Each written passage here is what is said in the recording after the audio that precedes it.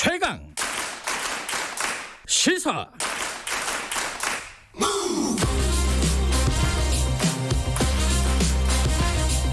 지금 여러분께서는 김경래 기자의 최강 시사를 듣고 계십니다.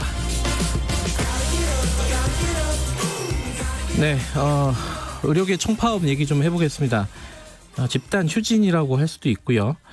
지금 정부에서 업무 개시 명령 발동을 했고 대한의사협회는 무기한 총파업 가능성도 지금 거론을 하고 있습니다. 지금 강대강으로 치닫고 있는데 양쪽 다 얘기를 좀 들어볼게요. 먼저 정부 쪽부터 들어보죠.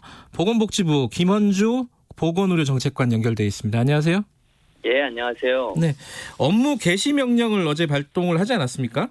예. 이게 처음이라는 거죠? 개인 의사한테 발동을 한 것은?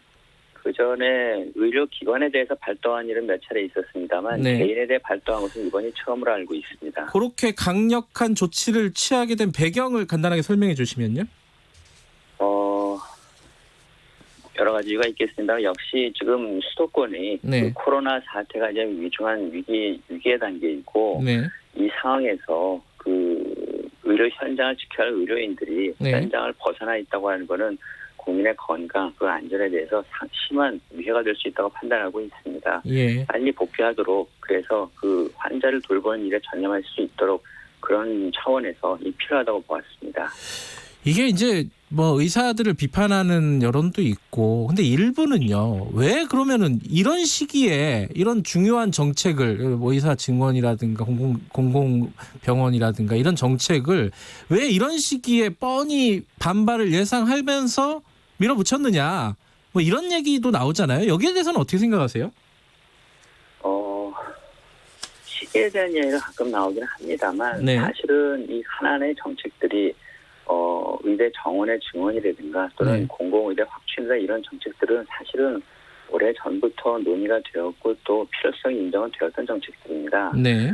그 계속해서 의사의 수의 부족 문제는 얘기가 되어 왔고 또 공공의대 설립의 문제도 이 전부터 그 작년 재작년에도 사실은 국회에서 여러 차례 논의가 된 바 있었습니다. 네. 그런 와중에 코로나가 발발을 하고 그러면서 그 의사 수의 문제 그리고 부족한 지역의 의료 인력을 어떻게 세워야 하는가 문제에 대해서는 조금 더 공론화가 되고 있고요. 네. 물론 계속해서 앞으로도 좀 필요하겠습니다만 더 늦출 수 없다는 그런 절박함이 함께 있었습니다. 그러면 지금 의사들이 만약에 업무를 개시하지 않거나 파업을 계속 진행을 하면은 행정조치 같은 것도 진행이 되는 건가요? 예, 가능성이 있습니다. 행정조치라 하면 면허 취소까지 가능한 거예요? 그 사안에 따라서 일정 이상의 어떤 그 행정 형벌이나 이런 걸 받게 될 경우에는 가능성이 있습니다. 가능성이 있다는 말은 아직까지는 그거를 뭐 당장 언제 하겠다 이런 방침이 정해지진 않았다 이렇게 보면 되나요? 그 방침이라기보다는 이제 관련 규정이 있고 지침이 있고 네. 거기에 따른 절차가 있기 때문에요. 네. 지금 아직까지 거기까지 얘기하기는 어려운 단계라고 봅니다. 예. 지금 의사협회하고 사실 정부하고 대화를 계속 해왔잖아요. 네, 그렇습니다. 그게 결렬이 된 가장 중요한 이유가 뭐라고 생각하십니까? 아직까지는 저는 결렬이라고까지는 생각하지 않습니다. 아, 그래요? 그간 네. 상당히 긴밀하게 네. 계속해서 이야기를 해왔고요. 또 네. 대화의 문은 언제나 열려 있고 또 열려 있어야 합니다. 네. 결국은 의사협회 측에서도 또 저희 측에서도 신뢰 이야기를 많이 했고 예. 많은 신뢰를 쌓아왔다고 생각을 합니다만 아직도 신뢰가 부족한 대목이 있고 예. 그리고 신뢰를 앞으로 쌓아가는 과정이 계속 되어야 한다고 봅니다. 아무래도 그렇게 해서 조금이라도 빨리 이 좋은 해결책을 찾아내야 한다고 생각합니다.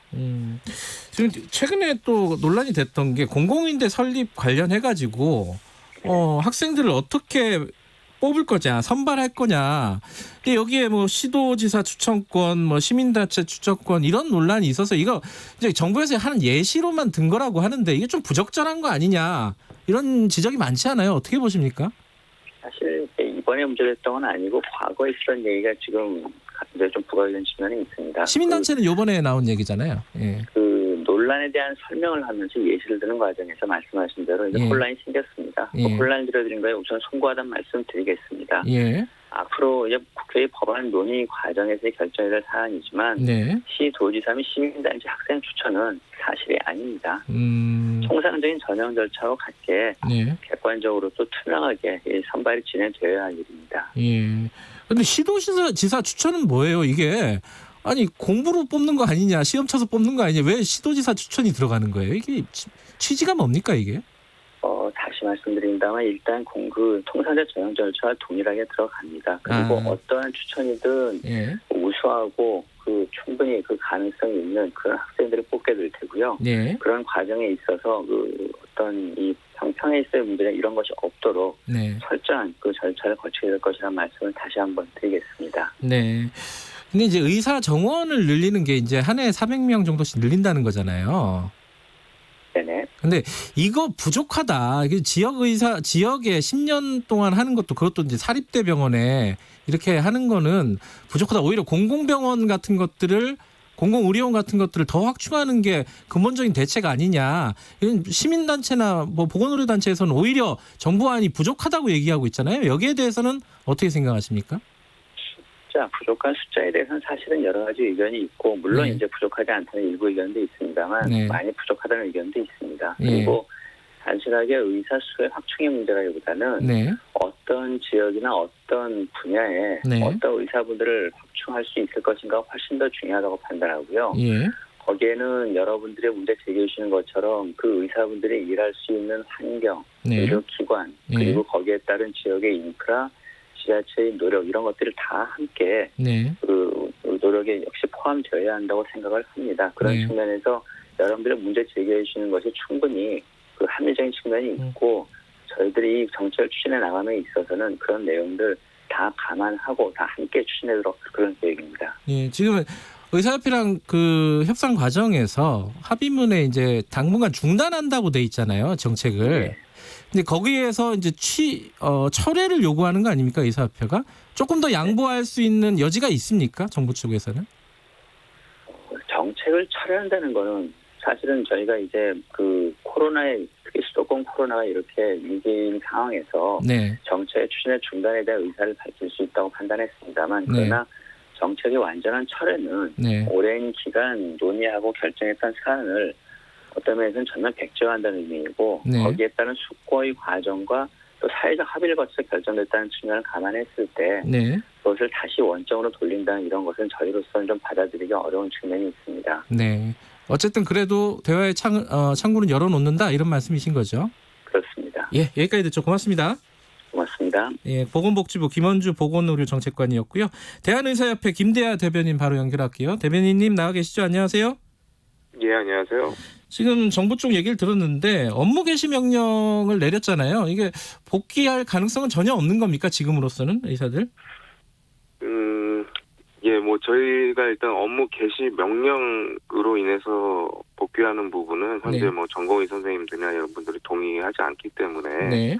쉽지는 않을 것 같습니다. 그리고 예. 복귀를 위해서는 어느 정도 저희가 납득할 수 있는 그 정부와의 어떤 의견 조율이 필요한 부분이라고 봅니다. 그러면은 지금 정부에서는 일단은 그 정책 추진을 중단하고 논의를 해보자라고 밝힌 거잖아요. 의사협회하고 예. 협상 과정에서도 그렇고요. 전면적인 철회는 어렵다라고 지금 조금 전에 보건복지부 쪽에서 얘기를 했는데, 중단하고 논의할 수 있는 거 아니에요? 제3자가 보기에는 그것도 가능할 수도 있을 것 같은데 어떻게 보세요, 이 부분은? 예, 이 부분이 마치 이제 어떤 단어 문구를 놓고 네. 서로 양쪽이 비슷한 걸 가지고 이제 따지고 있는, 어떻게 보면 제3자의, 그러니까 국민께서 보시기에는 네. 좀 답답한 상황이 그렇죠. 있다고 예. 보는데요. 저희가 이 이야기를 드리려면 결국 이것이 신뢰의 문제라는 말씀을 드릴 수밖에 없습니다. 무슨 네. 말씀이냐면, 방금 전에 이제 그 철회가 가능하냐고 이제 김원주 국장님께 질문하셨죠. 예.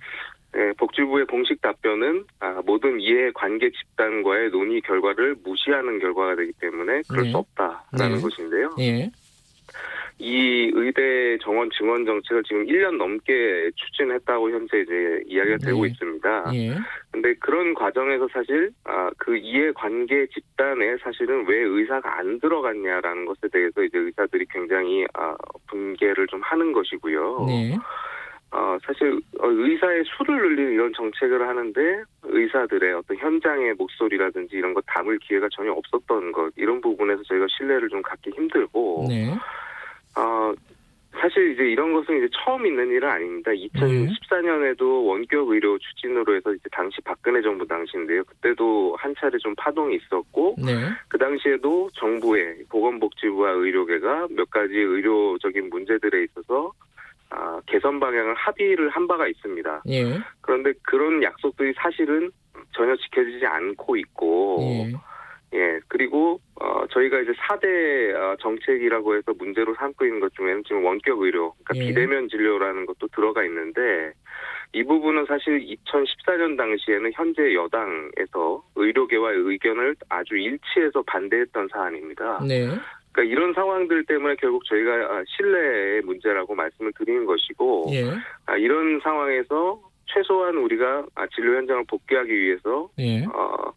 어느 정도 최소한의 신뢰를 약속할 수 있는 그 정도의 최소한의 표현 내진 기록을 남겨달라는 것입니다. 예. 그런 부분 때문에 결국엔 좀 합의가 어려운 지금 상황이라고 말씀드릴 수 있습니다. 지금 최소한이라고 말씀하신 게 결국은 전면적인 철회를 말씀하시는 거예요? 네, 뭐 저희의 주장은 그렇습니다. 네. 그게 최소한이 아니라 최대한이라는 느낌이 들어가지고 여쭤보는 거예요. 그러니까 이것을 이제 네. 계속 보고 계신 분들께서는 네. 왜 이렇게 양쪽이 이 표현을 가지고 계속 일어나라 하실 예. 텐데요. 저는 말씀드렸지만 신뢰 문제라고 봅니다. 그러니까 신뢰 문제. 신뢰가 있다면은 예. 사실은 유보나 중단 같은 것만으로도 충분하게 신뢰하고 또 협의하겠다는 말도 충분하게 예. 신뢰하면서 갈 수 있는 것인데 신뢰 자체가 이렇게 서로 높지 않기 때문에 예. 물론 이제 철회를 하더라도 사실 또 다시 추진할 수도 있는 거 아니겠습니까? 예. 그러니까 이건 사실 어떻게 보면 그 표현의 문제일 수도 있는 것인데요. 예. 그렇지만 최소한 지금 우리가 특히 이제 젊은 의사나 이제 의대생들이 납득할 수 있을 정도의 표현을 해달라는 것이죠. 그러니까 그게 정확히 뭔지 잘 모르겠어요. 납득할 수 있는 표현이 뭔지. 그러니까 신뢰가 없는 상황에서 철회를 해도 다시 추진할 수 있다. 중단한다는 것도 못 믿겠다. 이러면 어떤 표현이 중요하다고 말씀하시는 건지. 그러니까 이제 신뢰 관계가 지금 형성이 잘 안 되어 있기 때문에 예. 철회라는 것이 아무래도 예. 유보나 이런 것보다는 조금 더 정책을 알겠습니다. 중단하고 다시 할 수 있다 이런 이야기가 되는 거잖아요. 그래서 그런 부분을 말씀드린 것입니다. 그러면 이제 원래 의협에서는 이제 3일 동안 한다고 했잖아요. 집단 휴진을. 예. 그 전공의들은 계속 하게 되는 건가요? 어떻게 되는 거예요, 지금? 일단 전공의 선생님들은 기한을 지금 명시한 집단 행동은 아닌 걸로 저희는 예. 알고 있고요. 예. 특히 이제 29일부터는 자발적으로 사직서를 제출하는 이런 방식을 지금 고려하고 있는 걸로 알고 있습니다. 그러니까 이 문제가 해결이 되지 않으면 현재 하고 있던 이런 전공의 수련을 포기할 수도 있다 이런 입장을 가지고 있는 정도로 상당히 이제 강경하고 간절한 상황이라는 것이고요. 예. 예를 들어 정부에서 행정처분이 난다거나 이러면은 어떤 방침을 세우고 계십니까? 최대집 회장 같은 경우에는 모든 걸 감옥은 내가 가겠다 뭐 이런 식으로 얘기했잖아요. 의협에서는 어떻게 지금 방침을 세우고 계세요? 업무 개시 명령이라는 것이 어떤 정당한 사유가 없이 진료를 중단하거나 아니면 막대한 지장을 초래할 때 상당한 이유가 있을 때 이런 것들이 이제 법적으로 이제 정해져 있는 조건들인데요. 근데 저희 같은 경우는 사실 이런 정책 추진 과정에 이런 문제를 제기하는 부분에서 저희는 나름대로의 정당한 사유가 좀 있다라고 판단을 하고 있고, 또 지장을 초래했다고 하지만 저희가 이 필수 의료 기능에 있어서는 지금 이제 전공의들이 나간 자리를 교수님들이라든지 이런 분들 물론 굉장히 힘든 상황이지만 현재는 일단 기능이 유지되고 있는 상황이어서 이런 업무 개시 명령 자체에 대해서 물론 적법하다 하지만 저희는 사실은 조금 부당한 부분이 있다라고 생각을 하고 있고요. 알겠습니다. 그런 부분에서는 저희도 대응을 해 나갈 예정입니다. 마지막으로 한 1분 정도밖에 안 남았는데요. 예. 지금 국민 여론이 그렇게 좋지 않은 건 알고 계시잖아요. 예. 근데 이게 왜 그러냐면은 상식에서 벗어났기 때문이거든요. 상식에서 벗어났다는 뜻이 의사 늘리면 좋은 거 아니냐, 공공의대 만들면 좋은 거 아니냐, 이게 이제 그냥 일반적인 상식인데 그게 아니라는 거잖아요. 의사협회는 그게 아닌 이유를 간단하게 설명을 듣고 마무리를 하죠. 제가 그냥 간단하게 말씀드리겠습니다. 말 그대로 네. 시간이 없으니까요. 예. 의사가 늘어나면 경쟁을 많이 하고 그렇게 네. 해서 서비스 질은 좋아지고 가격은 떨어지니까 좋아질 거다라고 생각하시는 분들이 많은데요. 네.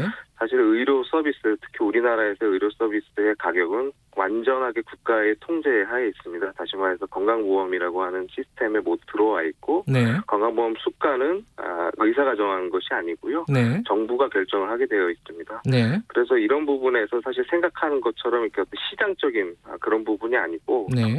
가격이라든지 이런 제도에 대한 통제가 국가가 완전하게 통제하는 이런 시스템이 있기 때문에 네. 뭐 어떤 가격이 떨어진다든지 이런 부분은 사실 효과를 기대할 수 없는 부분이고요. 네. 실제로 의사의 수가 늘어나면 늘어날수록 전체적인 의료비의 지출이 늘어난다는 것이 일반적인 보건학의 상식입니다. 그런 부분에서 의사 수는 다른 나라에서 굉장히 엄격하게 근거를 가지고 늘려나가는 부분이라는 걸 말씀드리고 그런 부분에서 저희는 우려를 하고 있는 알겠습니다. 오늘 못다한 얘기는 다음에 좀 해보죠. 오늘 고맙습니다. 예. 대한의사협회 김대하 대변인이었습니다. 김경래 최강시사 1부 여기까지 하고요. 잠시 후 8시에 2부로 돌아옵니다.